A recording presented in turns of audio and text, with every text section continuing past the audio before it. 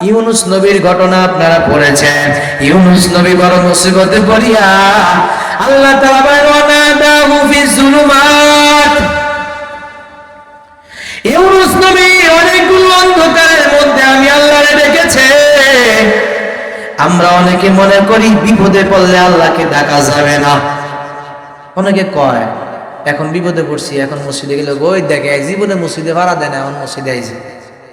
এটা নেক্সট শুরুতে ধোকা, শয়তান ধোকা দিতেছে আপনারে। আরে বিপদে পড়লেই তো মসজিদে যাও, কথা বলেন ঠিক না? আমার পয়গম্বর যখন কোন সমস্যা দেখতে তাড়াতাড়ি নামাজে দাঁড়ায় আল্লাহর কাছে বলতেন, আল্লাহ সমাধান করে দিতেন। ওই ইউনুস নবী আল্লাহর কাছে দোয়া করে, আল্লাহ অন্ধকারের কথা বলছেন, জুলুমাত অনেকগুলো অন্ধকার।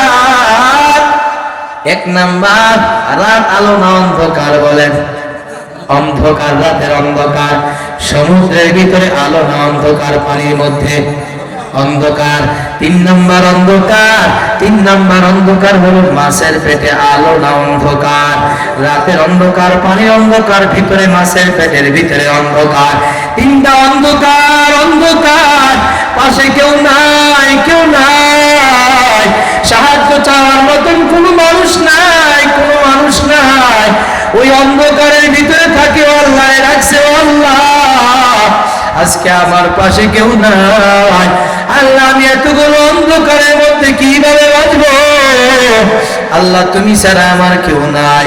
লা ইলাহা ইল্লা আনতা সুবহানাকা ইন্নী কুনতু মিনাজ জালিমিন।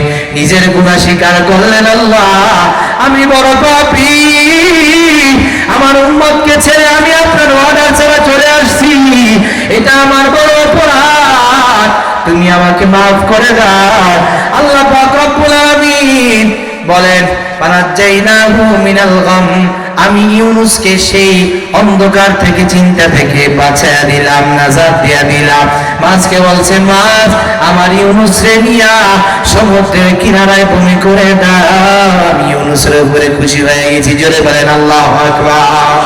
আরো জোরে বলেন আল্লাহু আকবার। আল্লাহর কাছে চাইবেন নি? আরো জোরে বলেন চাইবেন তো ইনশাআল্লাহ।